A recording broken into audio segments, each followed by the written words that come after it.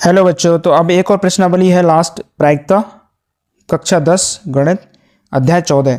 ये प्रश्नावली बहुत ही बढ़िया है और बहुत ही सरल प्रश्नावली है और इम्पॉर्टेंट भी है। बहुत सरल प्रश्न इसमें से आते हैं। तो 4 नंबर की प्रश्नावली टोटल, जिसमें से 1 नंबर का आपको वस्तुनिष्ठ प्रकार का प्रश्न मिलेगा यानी अवच्छेद वाला, 1 रिक्त स्थान वाला मिलेगा और 2 नंबर का आपको लघुत्तरात्मक प्रश्न मिलेगा। तो चलिए समझते हैं प्रायिकता क्या होती है। तो हम पहले ही पढ़ चुके हैं, किसी घटना के घटित होने या घटित न होने की संभावना को प्रायिकता ही कहते हैं। कोई भी घटना है उसे घटित होने की संभावना कितनी है या घटित नहीं होने की संभावना क्या है, वो क्या कहलाएगी? प्रायिकता कहलाएगी। प्रायिकता का मान घटना के पक्ष में संभव परिणामों यानी अनुकूल परिणाम तथा प्रयोग के सभी संभव परिणाम यानी कुल परिणामों पर निर्भर करता है। तो यहाँ पर 2 तरह के परिणाम आपको मिलेंगे। एक तो जो घटना आपकी हुई है उसके पक्ष में कितने परिणाम हैं, और एक उस घटना को करने में कुल परिणाम संभव कितने हैं यानी कुल परिणामों की संख्या कितनी है।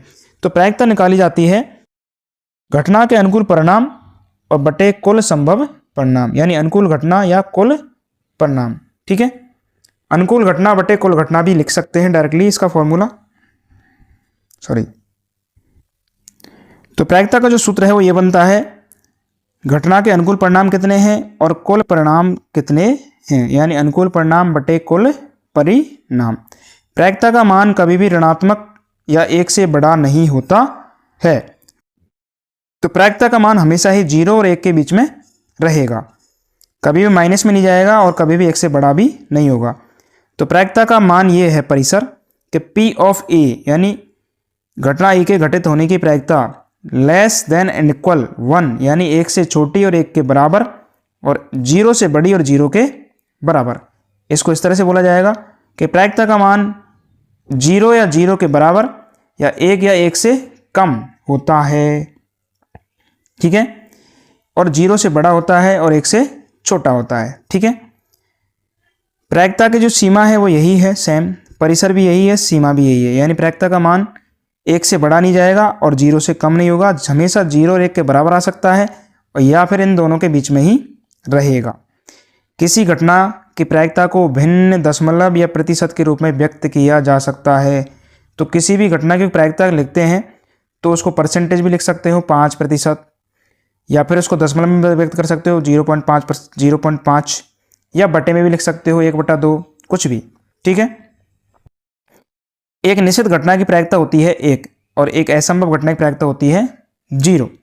निश्चित घटना होती है जिसका घटित होना निश्चित है और असंभव घटना होती है जिसका घटित होना निश्चित नहीं है, असंभव है। ठीक है, किसी घटना की प्रायिकता और उसकी पूरक घटना की प्रायिकताओं का योग सदैव 1 होता है। ठीक है, जैसे P ऑफ E और P ऑफ E नहीं यानी E डैश या E बार बराबर होगा 1, यानी किसी घटना के घटित होने की प्रायिकता और घटित नहीं होने की प्रायिकताओं का योग कितना रहेगा? 1। तो ये प्रश्न हमेशा आता है। इसमें से क्या होगा, आपको या तो एक की घटना दे दी जाएगी कि मान लीजिए P ऑफ E बराबर 0.5 है और E डैश का मान ज्ञात करो या E नहीं का मान ज्ञात करो। तो हम क्या करेंगे, एक में से इसको माइनस कर देंगे। ठीक है, तो घटित होने की प्रायिकता और घटित नहीं होने की प्रायिकता क्या होती है? एक जोड़ होती है, कितना होता है? 1 होता है। एक प्रयोग की सभी प्रारंभिक घटनाओं की प्रायिकताओं का योग 1 होता है, यानी आपने कोई भी एक प्रयोग किया तो उसके सभी जितनी भी प्रारंभिक घटनाएं हैं उन सब का प्रायिकताओं का जो जोड़ होगा वो 1 के समान आएगा। प्रायिकता का मान 0 से अधिक या इसके बराबर अथवा तथा 0 1 से छोटा और इसके बराबर होता है, यानी प्रायिकता का न्यूनतम मान 0 और अधिकतम मान 1 हो सकता है। इन्हीं दोनों के बीच में ये मान रहेगा। अब प्रायिकता पर आधारित कुछ प्रश्न इस प्रकार से आएंगे, जैसे थैले, बक्से या पिगी बैंक या समूह पर आधारित प्रश्न आ सकते हैं। सिक्के के 1 या 2 या 3 उछाल संबंधित आ सकते हैं। पासे के आ सकते हैं, 1 बार या 2 उछाल, 1 बार उछालें या 2 बार उछालें, इससे संबंधित आ सकते हैं। ताश के 52 पत्तों पर आधारित आ सकते हैं। अब देखिए थैले, बक्से और पिगी बैंक जैसे कैसे आएंगे। इस प्रकार के प्रायिकता प्रश्नों में घटना या प्रयोग के अनुसार अलग अलग परिणामों को लिखकर उनका योग करना होता है। इसके पश्चात वांछित घटना के अनुकूल परिणाम ज्ञात करते हैं तथा प्रायिकता के सूत्र की सहायता से प्रायिकता का मान ज्ञात करते हैं। तो जैसे कि मान लीजिए थैले में कुछ गेंद दे दी कि 5 लाल गेंद हैं, 3 सफ़ेद गेंद हैं, 2 हरी गेंद हैं और 3 काली गेंद है। तो सबसे पहले तो हम कुल गेंदों की संख्या ज्ञात करेंगे, तो सभी को जोड़ेंगे। फिर इसमें से पूछा गया कि मान लीजिए एक गेंद निकाली जाती है यादृच्छिक रूप से आंख बंद करके, तो उस गेंद के पीली होने की संभावना क्या है, या काली होने की संभावना क्या है, हरी होने की संभावना क्या है। तो जिस रंग के बारे में बात की गई है उस रंग की उस थैले में कितनी गेंदें हैं, वो कहलाएगा उसका अनुकूल परिणाम। कुल परिणाम क्या है, कुल गेंद कितनी है, वो है आपका कुल परिणाम। फिर हमका सूत्र लगाना है अनुकूल परिणाम बटे कुल परिणाम। तो इस तरह से हम इसकी प्रायिकता का मान निकाल सकते हैं। फिर है सिक्का वाला कहानी। तो सिक्के में एक सिक्का एक बार उछाला है, 2 बार उछाला है, 3 बार उछाला है, तो इसके तहत अलग अलग इसके परिणाम प्राप्त होते हैं। जब एक सिक्के को एक बार उछालते हैं तो इसके कुल परिणाम आते हैं 2, हेड एंड टेल।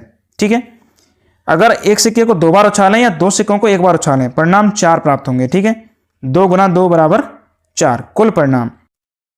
एक सिक्के को 3 बार उछालें तो 3 बार जब उछालेंगे तो 2 गुना 2 गुना 2 यानी कुल परिणाम कितने आ जाएंगे, 8। तो ये आपके कुल परिणाम है 8।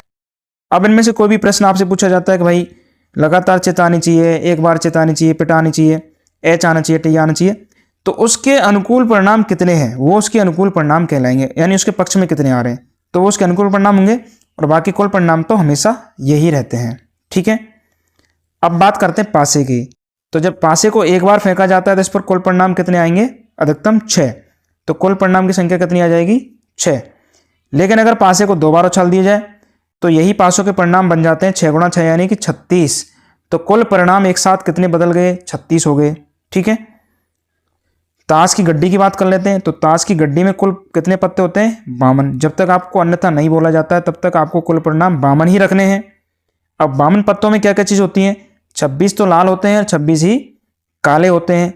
अब इन 26 लाल में भी क्या होता है, 13 पान के पत्ते होते हैं लाल और 13 ईंट के पत्ते होते हैं लाल।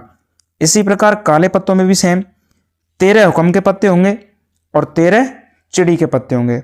ठीक है, अब इन 13 पत्तों में सेम क्या रहेगा, इक्का रहेगा, सब में एक एक, और अंक कार्ड रहेंगे 0-2 से लेकर के और 10 तक के आपके अंक वाले कार्ड रहेंगे। इसके अलावा 3 फेस कार्ड रहेंगे, जे क्यू और के, जे क्यू और के। तो ये टोटल फेस कार्ड कितने हो गए हैं जिन पर चेहरा बना होता है, 3 और 3 6 और 3 9 और 3 12, जिनको हम जो जे को मतलब गुलाम, क्यू का मतलब क्यून और के मतलब बादशाह, किंग।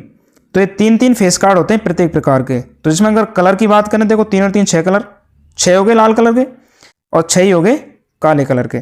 तो इस तरह से आपको पत्तों की थोड़ी सी पूरी नॉलेज रहेगी ना, तो इससे रिलेटेड जितने भी सवाल होंगे आप आसानी से कर पाएंगे। तो बच्चों ये थी आपकी प्रायिकता की प्रश्नावली, जिसमें हमको मोटी मोटी चीज़ें हमको बताई हैं हमने आपको।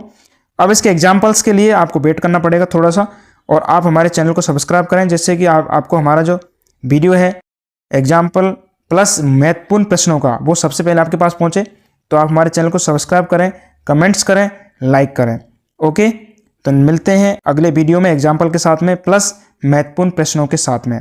तो ये हमने पूरी की पूरी प्रश्नावली की एक सीरीज बना दी है, 1 से लेकर के 14 तक महत्वपूर्ण तथ्यों की, महत्वपूर्ण बिंदुओं की, जिसमें आपके सारे फॉर्मूलेज हैं और सारे तथ्य आपको बताए गए हैं। अब हम आगे वीडियो डालेंगे आपको इनके एग्जाम्पल्स के बारे में और इनके सॉल्यूशन के बारे में और महत्वपूर्ण प्रश्नों के बारे में। ठीक है, तो आप चैनल पर बने रहें। थैंक यू, नेक्स्ट वीडियो में मिलते हैं।